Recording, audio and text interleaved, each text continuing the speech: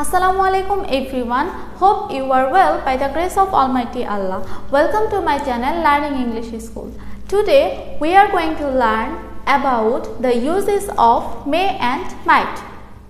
ভিডিওটি না টেনে সম্পূর্ণ ভিডিওটি সবাই মনোযোগ সহকারে দেখবেন এবং আপনি যদি আমার চ্যানেলে নতুন হয়ে থাকেন তাহলে প্লিজ আমার চ্যানেলটিকে সাবস্ক্রাইব করে দিবেন এবং অবশ্যই শেয়ার করে দিবেন।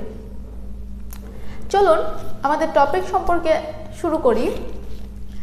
মে আর মাইট দুটোই মডাল ভার্ব। তো মে আর মাইট কখন কোথায় কিভাবে ব্যবহার করব এটা নিয়ে কিন্তু আমরা অনেক সময় কনফিউশনে পড়ে যাই। তো আজকে আমরা শিখব মে আর মাইট কখন কোথায় কোন বাক্যে আমরা কিভাবে ব্যবহার করব। তো চলুন আমরা মে এবং মাইট এর ব্যবহার সম্পর্কে শিখি। এই মে এবং মাইট যেহেতু একটি মোডাল ভার্ব, সুতরাং এই মোডাল ভার্বটি সাবজেক্টের পরপরই বসে এবং এরপর একটি মেইন ভার্ব বা V1 আমরা লিখি। এটার স্ট্রাকচারটা আমরা এভাবে লিখতে পারি, সাবজেক্ট প্লাস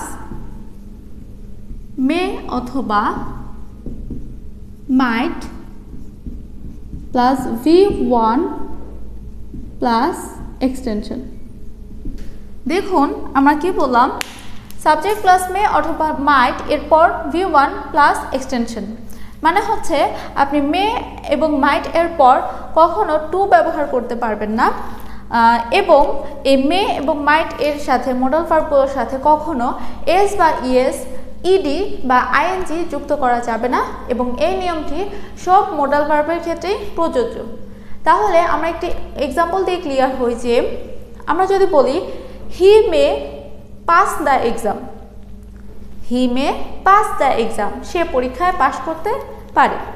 দেখুন এই সেন্টেন্সটিকে আমরা এভাবে লিখতে পারি না যে হি মে টু পাস দ্য এক্সাম, মানে হচ্ছে আমরা এটাকে বলে বেয়ার ইনফিনিটিভ, মানে হচ্ছে আমরা এই মে অথবা মাইট এর পর সরাসরি আমরা V1 মানে ভার্বের মেইন ভার্বটি ব্যবহার করব। সরাসরি মে এবং মাইটের পর আমরা V1 ব্যবহার করব এবং এরপর আমরা এক্সটেনশন দিব। তো চলুন এবার আমরা জানি মে এবং মাইট আমরা কোথায় ব্যবহার করি।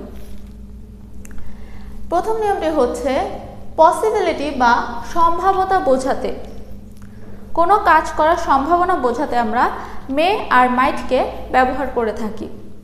এখন এই যে পসিবিলিটি বা সম্ভাবনা, এটি আবার দুই রকম হতে পারে। একটি হচ্ছে স্ট্রং পসিবিলিটি, মানে হচ্ছে যে কাজটি বা যে ঘটনাটি ঘটার সম্ভাবনা বেশি থাকে সেক্ষেত্রে আমরা মে ব্যবহার করি, এবং আরেকটি হচ্ছে উইক পসিবিলিটি, সেটি হচ্ছে সম্ভাবনা কম থাকে, যে ঘটনাগুলো ঘটার সম্ভাবনা কম থাকে সেক্ষেত্রে আমরা মাইট ব্যবহার করে থাকি। তাহলে কি হলো, to express a strong possibility that are likely to come true in present or future, মানে হচ্ছে বর্তমান অথবা ভবিষ্যৎকালে যে ঘটনাটি ঘটার সম্ভাবনা বেশি থাকে তখন আমরা মে ব্যবহার করব, এবং to express weak possibility that are unlikely to come true in present or future, মানে হচ্ছে বর্তমান অথবা ভবিষ্যৎকালে যে ঘটনাগুলো ঘটার সম্ভাবনা কম থাকে অর্থাৎ উইক পসিবিলিটি থাকে তখন আমরা মাইট ব্যবহার করব। কি বললাম আমরা, যদি যে ঘটনাগুলো ঘটার সম্ভাবনা বেশি থাকে সেক্ষেত্রে আমরা মে ব্যবহার করব, এবং যে ঘটনাগুলো ঘটার সম্ভাবনা কম থাকে সেক্ষেত্রে আমরা মাইট ব্যবহার করব। বাট নট সার্টেন, এই ঘটনাগুলো যে ঘটতেই হবে সেটি কিন্তু আমরা নিশ্চিত না, বাট আমরা বলবো যে এই ঘটনাগুলো ঘটার সম্ভাবনা আছে। আমরা চলুন উদাহরণের সাহায্যে বলি, Mita may be in the library with her friends, Mita সম্ভবত তার বন্ধুদের সাথে লাইব্রেরিতে থাকতে পারে, মিতা সম্ভবত তার বন্ধুদের সাথে লাইব্রেরিতে থাকতে পারে। তো দেখুন আমরা এই কাজটি একটি সম্ভাবনা বললাম যে থাকতে পারে বা হতে পারে। ইট মে রেইন টুমরো, আগামীকাল বৃষ্টি হতে পারে। I may be late today, আজকে আমার লেট হতে পারে। তো দেখুন এই যে আমরা তিনটি কাজ বা তিনটি ঘটনা যে আমরা বললাম, এই ঘটনাগুলো strong possibility but not certain, মানে হচ্ছে এই ঘটনাগুলো যে ঘটবেই তার কোনো নিশ্চয়তা নেই, কিন্তু এই ঘটনাগুলো ঘটার সম্ভাবনা বেশি আছে, আমরা এরকম বোঝাচ্ছি, এজন্য আমরা এই বাক্যগুলোতে মে ব্যবহার করব। এবং আমরা মাইটের ব্যবহারের ক্ষেত্রে আসি। I think he might pass the exam. আমি মনে করি সে পরীক্ষায় পাস করতে পারে। She might be working at home. সে বাড়িতে কাজ করে থাকতে পারে। হি মাইট রিকভার সুন।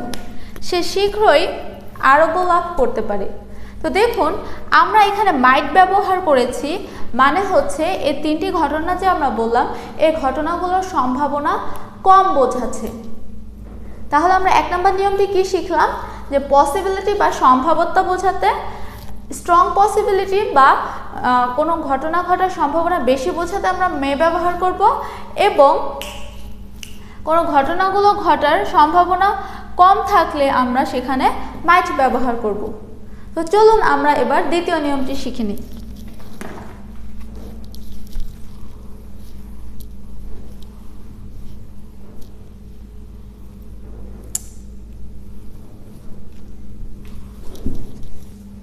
তো তৃতীয় নিয়মটি হচ্ছে পারমিশন বা অনুমতি চাওয়া বা অনুমতি দেওয়ার ক্ষেত্রে।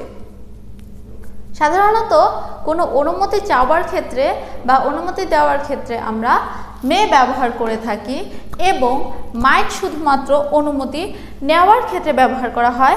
Might is not used to give permission. অনুমতি দেওয়ার ক্ষেত্রে মাইট ব্যবহার করা হয় না। তাহলে আমরা এক্সাম্পল দেখি। May I come in. আমি কি ভেতরে আসতে পারি? May I come in. আমি কি ভেতরে আসতে পারি? দেখুন এখানে আমরা অনুমতি চাচ্ছি, সিকিং পারমিশন। আমরা এখানে অনুমতি চাচ্ছি, অনুমতি নেওয়া হচ্ছে এখানে, এখানে আমরা মে ব্যবহার করলাম। এরপর আমরা যখন বলি ইউ মে লিভ নাও, তুমি এখন যেতে পারো। ইউ মে লিভ নাও, তুমি এখন যেতে পারো। এখানে আমরা গিভ পারমিশন মানে পারমিশন দিলাম, অনুমতি দিলাম আমরা। তো এটা কি হলো, অনুমতি দেওয়া অর্থে আমরা মে ব্যবহার করলাম। এবার আসি আমরা মাইট এর ক্ষেত্রে। মাইট আই গো নাও, আমি কি এখন যেতে পারি? Might I use your laptop, আমি কি তোমার ল্যাপটপটি ব্যবহার করতে পারি? তো দেখুন মাইট শুধুমাত্র অনুমতি নেওয়ার ক্ষেত্রে ব্যবহার করা হয়, অনুমতি দেওয়ার ক্ষেত্রে মাইট ব্যবহার করা হয় না। এবং আমরা যদি বলি যে আচ্ছা দুটোই তো আমরা মে এবং মাইট দুটোই কিন্তু আমরা অনুমতি নেওয়ার ক্ষেত্রে ব্যবহার করতে পারি, তাহলে আমরা কোনটি ব্যবহার করব? তো দেখুন আমরা বললাম যে মে ব্যবহার করি আমরা মে যখন আমরা বেশি ফর্মাল বলতে যাব তখন আমরা মানে একটু বেশি ভদ্রভাবে বলতে যাব, ভদ্রভাবে জিজ্ঞেস করতে যাব বা অনুরোধের সহিত জিজ্ঞেস করতে যাব, তখন আমরা ক্যান এর পরিবর্তে মে ব্যবহার করে থাকি। যেমন ধরুন আমরা যদি বলি ক্যান ইউ হেল্প মি, তুমি কি আমাকে সাহায্য করবে? তো এই জিনিসটা হয়ে যায়, আর আমরা ক্যান ব্যবহার করি হচ্ছে তুই করে কথা বলার ক্ষেত্রে। এক্স্যাক্টলি মানে আমরা ফ্রেন্ডসরা বা এভাবে যখন আমরা কথা বলি সেক্ষেত্রে আমরা ক্যান ব্যবহার করব তুই করে কথা বলার ক্ষেত্রে। এখন তুমি বা আপনি এর চেয়ে যদি আমরা একটু সম্মান দেওয়ার ক্ষেত্রে বা ভদ্রতার সহিত কথা বলতে চাই, ফর্মাল ওয়েতে বলতে চাই, তাহলে আমরা মে ব্যবহার করব। এবং দেখুন মে এর চেয়ে ভেরি ফর্মাল এবং মে এর চেয়ে বেশি পোলাইটলি মানে বেশি বিনয়ীভাবে হচ্ছে আমরা যখন বলতে যাই বা যখন অনুমতি নিতে চাই তখন আমরা মাইট ব্যবহার করব। তাহলে কি হলো দেখুন, ক্যান এর চেয়ে বেশি ফর্মাল হচ্ছে মে যখন আমরা মে ব্যবহার করব, এবং মে এর চেয়ে বেশি ফর্মাল হচ্ছে মাইট, মানে হচ্ছে মাইট যখন আমরা খুব মে এর চেয়ে বেশি পোলাইটলি বা বেশি ভদ্রভাবে কিছু জিজ্ঞেস করতে যাব বা অনুরোধের সাথে যখন আমরা অনুমতি নিতে যাব তখন আমরা মাইট ব্যবহার করব। তো দ্বিতীয় নিয়মটিও আমরা শিখলাম। এবার আমরা চলে আসি তৃতীয় নিয়মে। তো চলুন আমরা 3 নম্বর নিয়মটি দেখে নিই। 3 নম্বর নিয়মটি হচ্ছে উইশেস অ্যান্ড হোপস, মানে হচ্ছে ইচ্ছা বা আকাঙ্ক্ষা প্রকাশ করতে আমরা মে এর ব্যবহার করে থাকি। To express wishes and hopes we can use may. ইচ্ছা বা আকাঙ্ক্ষা প্রকাশ করতে আমরা মে এর ব্যবহার করে থাকি। তো দেখুন এক্সাম্পল দেখি আমরা, মে আল্লাহ ব্লেস ইউ, আল্লাহ তোমার মঙ্গল করুক। মে ইউ লিভ লং, তুমি দীর্ঘজীবী হও। মে ইউ বি হ্যাপি, তুমি সুখী হও। তো দেখুন আমাদের ইচ্ছা বা আকাঙ্ক্ষা প্রকাশ করতে গেলে আমরা মে এর ব্যবহার করে থাকি। অ্যান্ড এই নিয়মটিতে কিন্তু মাইট এর কোনো ব্যবহার নেই, মানে হচ্ছে এই ইচ্ছা বা আকাঙ্ক্ষা প্রকাশ করতে গেলে আমাদের শুধুমাত্র মে ব্যবহার করব আমরা সেন্টেন্সের মধ্যে। And might is not used in this case. এবার আমরা দেখব 4 নম্বর নিয়মটির ক্ষেত্রে। এখন আমরা দেখি শুধুমাত্র মাইট ব্যবহার হয় কোন কোন ক্ষেত্রে। দুটি ক্ষেত্রে মে ব্যবহার না হয়ে অনলি মাইট ব্যবহৃত হয়। সেটি কোনগুলো? মাইট is used as the past tense of may in indirect speech, মানে হচ্ছে might আমরা যে ন্যারেশন শিখে এসেছি, আমরা যারা না শিখেছি আমরা এটারও ক্লাস নিব। তো ইনডিরেক্ট স্পিচ যেটা হয় সেখানে যদি মাইট লেখা থাকে, মে লেখা থাকে, ডিরেক্ট স্পিচে মে এর পরিবর্তে আমরা মাইট লিখব। মে এর পাস্ট টেন্স হিসেবে তখন মাইট ব্যবহার হয়। যেমন ধরুন he said I may come tomorrow, আমি আগামীকাল আসব। He said that he might go the next day. তো এটি গেল একটি মাইটের ব্যবহারের ক্ষেত্র। এবং আরেকটি হচ্ছে ইমাজিনারি সিচুয়েশন বা কাল্পনিক ঘটনার ক্ষেত্রে।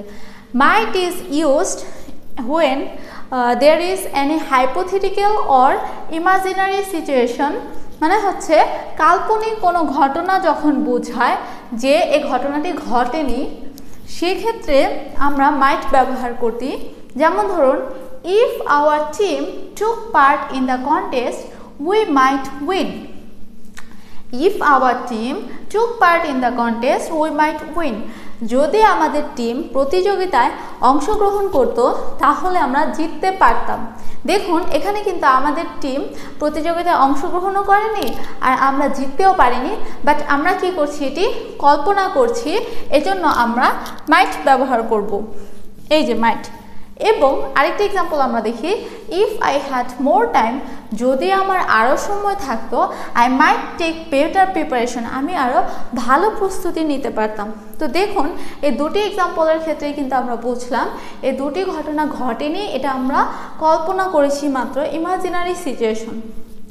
তো আজকের ক্লাসে আমরা মে এবং মাইট এর সকল ব্যবহার দেখলাম এবং আশা করছি এই মে এবং মাইট এর ব্যবহার নিয়ে আমাদের মধ্যে আর কোনো প্রবলেম থাকবে না। ভিডিওটি দেখে যদিও কঠিন মনে হলো, এরপরও যদি মনোযোগ দিয়ে আমরা সবাই দেখি এবং বারবার ভিডিওটি দেখি এবং বাসায় বসে প্র্যাকটিস করি যে মে কখন হবে আর মাইট কখন হবে, তো বারবার একটু পড়লে কিন্তু আমাদের এই জিনিসটি আয়ত্তে চলে আসবে। কোনো কাজই কঠিন নয় যদি আমরা প্র্যাকটিস করে থাকি। অবশ্যই আমরা বাসায় বসে মে এবং মাইট এর ব্যবহার প্র্যাকটিস করব এবং ভিডিওগুলো মনোযোগ দিয়ে দেখতে থাকব।